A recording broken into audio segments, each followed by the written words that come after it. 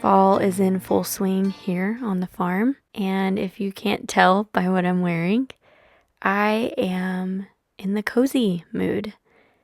We are having a PJ day. My daughter likes to have these every once in a while, and she'll always say, "Mama, are you going to have a PJ day with me today?" So that is what we are doing here today. Keith had an unexpected day of work, and so we all decided that since it was kind of a off-the-cuff day, we would stay in our PJs and just spend a cozy day at home.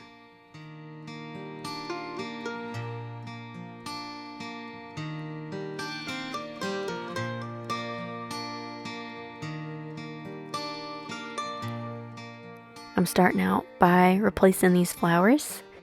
I took the last harvest from our homegrown flowers out in the garden, and I had them here for way too long. In my videos, they looked dead and dried and ugly sitting right here. And so I am replacing them with, yes, a store-bought bouquet, but a very small bouquet from the grocery store. It had a few fall colors, but also some pink roses just to brighten up this little kitchen spot right here. I'm putting back my butternut squash and my pumpkin and removing some of the extra vases that I had here.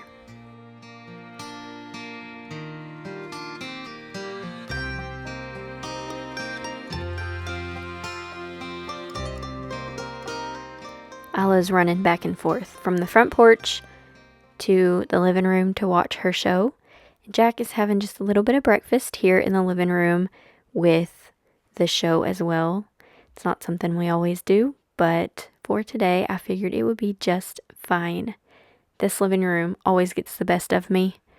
It gets dirty so quick. Isla pulls all her craft stuff out of this dresser that we have here under the TV, and little boys require lots of toys, so Jack always has a Tonka truck or some kind of action figure out. Here he's playing with Captain America.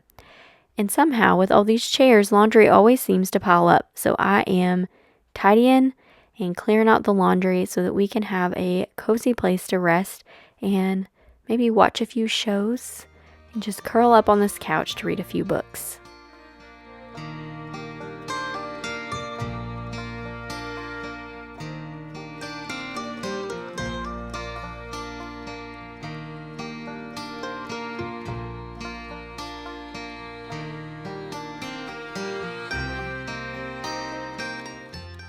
Are y'all tired of apples? I'm getting there. No, I'm not. Who am I kidding? I told y'all that we have a local place that gets these huge amounts of apples and they give them out for free.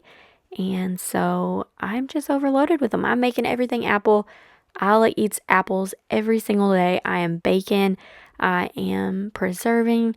And then our little country store down the road also got some from this place to hand out, and so I got even more. If there are free apples to be had, I will continue making treats, so don't get tired of them just yet. Today we are making some apple granola. My babies love granola. I've made granola several times. I've made granola bars, and the kids just eat it right up. So today we're making an apple version.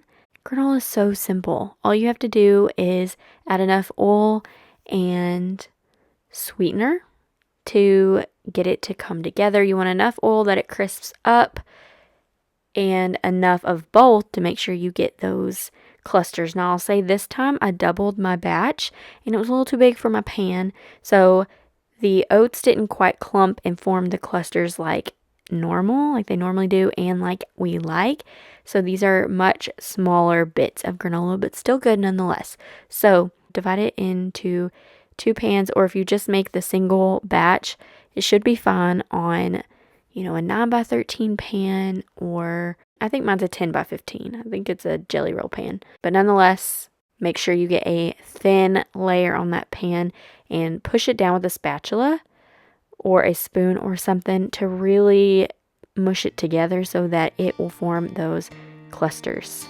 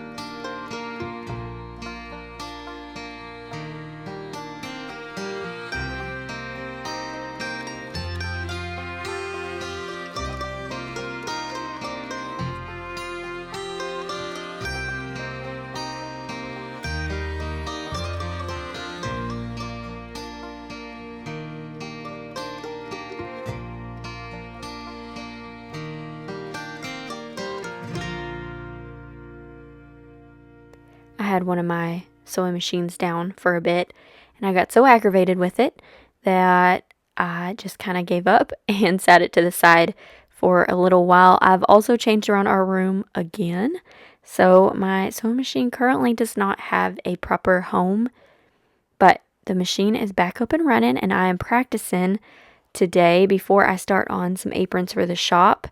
I'm practicing on some kitchen curtains. I've been wanting to replace the kitchen curtains, not necessarily for fall, but maybe do something a little bit darker and thicker for fall and winter, but not necessarily fall colored or themed.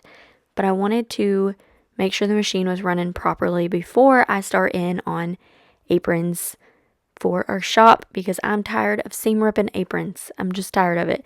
So today we are making these. This is a Better Homes and Garden fabric that is a pre-cut amount at Walmart. You can just buy it off the shelf. Now I actually have an apron that I made myself in the same print, and when I was looking for fabric for these curtains, nothing else was panning out, and I thought, why don't I just fall back to that apron that I love? And so now I have a matching apron and curtains. But that's okay. I love this blue, navy blue, thicker fabric with this beautiful floral print, and it has made some really nice curtains and a really nice apron. So if you're looking for fabric, check out the Better Homes and Garden line at Walmart. I just really love Better Homes and Gardens and their products. I shared that in my last video. Get me every time, and their fabric line is no exception. I took my curtains that I already had hanging up and just cut out squares a little bit larger than the curtains that I already had. The curtains that were up there, if you remember several videos back, I made them from an antique table runner. So they are not like a perfect square, rectangle, or anything like that. They don't have straight sides. So I just estimated this. I don't have clear cut directions, but if you wanted to make curtains for whatever window you have, you just measure across the window how wide is your window, divide it by 2, and then I like to add 1/2 inch on each side for seam allowance. For these in particular, I actually did wider hems on the top and bottom. The bottom hem was probably about 2 to 3 inches, and the top hem was probably closer to 1 inch. So that would be, you would measure how far down you wanted it and then add 4 to 6 inches for the bottom hem and 1 inch for the top hem. I am just attaching these with curtain clips after I hem all the way around, and these were just some easy and quick curtains to throw up and got my machine back in order. Now I'm prepping some bacon today. We are going to be having some potato soup, and the best thing to top potato soup with is bacon, shredded cheese, sour cream, green onion. So I had a pack of bacon in the fridge, and I thought, let me just get this prepped and I can keep it in the fridge until I am ready.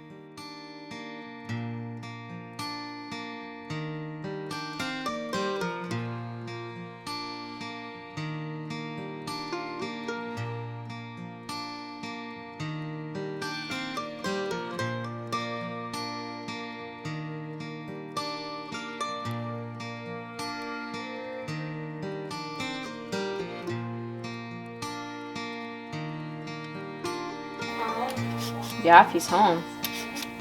Playing in the snow is fun, huh? Yeah. Do you remember playing in the snow last year? Yeah. Mom, you're best favorite in all the world. Thank you, baby. I love this granola. Do you love that granola? Yeah. I'm so happy. I like the apples in it. You love the apples in it? Sour. They are. Salt in it. Yeah, they're a little bit sour. It has salt in it, though. You're so funny. I'm glad you like that. That'll be a good little snack and breakfast for you. Potato soup is one of those meals that I grew up on. My mom made it all of the time when I was a kid, and I crave it regularly. Now, my husband is not much of a soup fan, so I always make this kind of like a pot of beans as an appetizer or a side, and I pair it with something else, because soup just isn't enough to fill him up. So For a very simple scratch-made potato soup, you chop potatoes, cover them in water, and cook them down. In the slow cooker, specifically, you just let them go all day. Once they soften, you thicken it, mash them a little bit, thicken the liquid, and add some butter and cream or milk, salt and pepper, and let it cook down and thicken up. Now, I will say this go around where I messed up was I forgot to take out the water. So when you cook your potatoes, you cover them with water, let them cook. Before you go to thicken the soup, you need to remove half of the water. Then you add in your butter, your milk, and your cream, and your cornstarch or your flour to thicken it. That way you get this nice creamy soup. If you don't remove half the water, what happens is you can't add as much milk and cream because then it would be too thin, right? And so your soup is kind of dull and not as creamy. It's more watery, and that is just not as good. So make sure you remove half the water. That way you can add more cream or milk into it and get that nice creamy potato soup rather than a thin, watery soup. Now, if it's just too thick and you've added a ton of milk or cream and you're concerned about the dairy, you can thin it out with more water if you want, but you can completely thin it out with milk and cream for a really good potato soup as well. To go with our potato soup, I am also making up a couple loaves of bread. We're just going to have one for this soup. This is one of those comfort meals. We're doing all the carbs here, but we are also going to pair this with something a little bit healthier and more protein rich. But I have been craving one of those crusty round loaves of bread. Now, I used to make sourdough all the time. Everything I did was sourdough, and I sold sourdough bread, and it is just not what my family loves as much. And part of the reason is the round loaf. Now, I know you can make sourdough sandwich bread and sourdough biscuits or sourdough dinner rolls. I made all of those. So we have those as well, but my family just loves yeast bread more than sourdough, the flavor, the texture. But today I wanted to take my regular recipe and turn it into one of those round loaves. Now, what I love about this is it's not just a water, salt, yeast, flour recipe. You definitely can do it that way, but I did my normal recipe with the eggs added in and the butter. I did use water in place of milk because we were working on drying our goats up. I'm very sad about it. And so I am running lower on milk. And so I am using water. But I'm still adding all those fats in there to help soften it. And this was the perfect balance. It wasn't too crispy, but it definitely still had that same texture, had that same feeling to it, but just a touch softer, and it was very, very good. So I am just mixing it up like I regularly would and then letting it rise. Now, my neighbor tagged me in a recipe a while back for a country apple fritter bread, which sounded very good, and I have been wanting to get to this, and I'm just now getting to it, but I am going to make it as a little treat. What I like about this is you could have it for breakfast or an afternoon snack for the kids or as an evening dessert. So I decided to try this out. Now, unfortunately, only half the recipe was listed in the post that she tagged me in. So I'm winging it a bit here. But essentially, you just make 3 different layers. You make a batter, and then you make an apple mixture, and then you make a brown sugar topping. And you layer them, and it's the batter, and then it's the apples, and then it's the brown sugar topping, and you do it twice. So there's 2 layers of them. Then you swirl it in with a knife and bake it and top it with a cream glaze. Now, what I did for the cream glaze is I did a really thin one and poured that over the warm bread in the pan. Then once it cooled, I put it on a cooling rack and put that over a baking sheet, and I did a thicker cream glaze just with less milk and drizzled it on top, and it was very good. Now, I did slice it while it was still warm, and I wouldn't recommend that because that makes it fall apart, but it still tastes the same. So now I had to cook this longer than anything that I read online and then my normal quick breads because of all the apples and the brown sugar topping. It just didn't fully get done in the center. And even when I pulled it out, because I had pulled it and kind of tested it and put it back in and then pulled it out, it still wasn't completely done. It kind of messed it up. So make sure you bake it long enough. I baked it 60 minutes, then started checking it, and it really needs like 75 minutes to bake. Just keep an eye on it.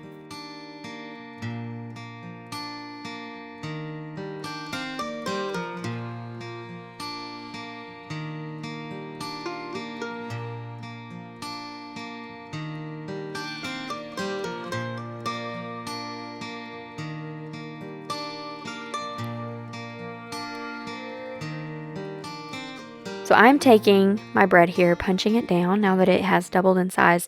I am just kind of shaping the first loaf into an oval shape and putting it into a greased bread pan, and I'll let that rise. That is just what I normally do. For the crusty loaf, I'm going to do it how I used to do my sourdough. I roll it up into a ball by try folding everything in and then rolling it, and then I place it on an unfloured surface, a clean surface, and push and pull it as I spin it to get tension and form it into a ball. Then I'm putting that upside down into a basket that has a towel that is floured and letting that rise until doubled. Now with sourdough, I always would put this in the fridge, and if you weren't quite ready to bake in a couple hours, you could also do this and put it in the fridge and buy yourself a little bit of time. Sourdough can go in the fridge longer than yeast, but you can buy some time. Here I'm just letting it double in size right here on my stove while I work on my soup and ice my bread.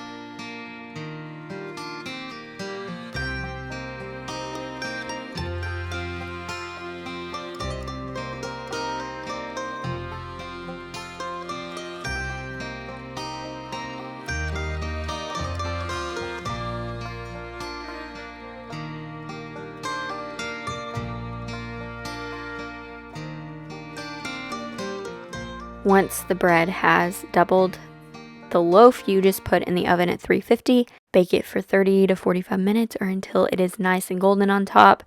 The round you flip out onto a piece of parchment and kind of spread the flour on the top around, and then you score it. And this helps with any weird cracks that it may get from the rise in the oven. Put it in a Dutch oven and bake it at 475 degrees with the lid on for 25 minutes, and then bake it with the lid off for 20 minutes. It takes a little bit longer, but not much, and it makes a little bit of a different type of loaf. This meal is total fall comfort to me. We've got the potato soup that we'll top with bacon and cheese, and then we have the bread, and here I'm going to make a smoked sausage, butternut squash, and broccoli, kind of like a sheet pan meal, but I'm making it in a cast iron skillet. And I am adding some maple to this. So first I'm just peeling my butternut squash and chopping it up into cubes. And I have a cast iron skillet on my stovetop here with butter that I'm melting down, and I'm just throwing all the vegetables and meat in here while it's heating. And not that I'm going to cook it on here, but that just kind of helps to get the process going while I work. But also it melted the butter, and it's still one pan. I can just throw it right into the oven. I'm using frozen broccoli, but you could use fresh. Fresh would probably be better. Then I am just thinly slicing this smoked sausage. Now, for something like this, I really like to get this really nice and roasted and crispy on the outside. It just is so good when it has like that seared texture on the outside and it's crispy on the outside. I am just drizzling this with some maple syrup for that maple flavor and adding salt and pepper, stirring that all together to get it coated, and then baking that at 450 for maybe 30 minutes or until it just gets really, really crispy. We fed my family this night. They came over for supper. This was just a really great fall meal. Now check this out. We are getting our windows. Our window delivery came in. So hopefully in a video soon, you will see our farmhouse with windows in it. Until then, thank you for stopping by, and I hope to see you again soon.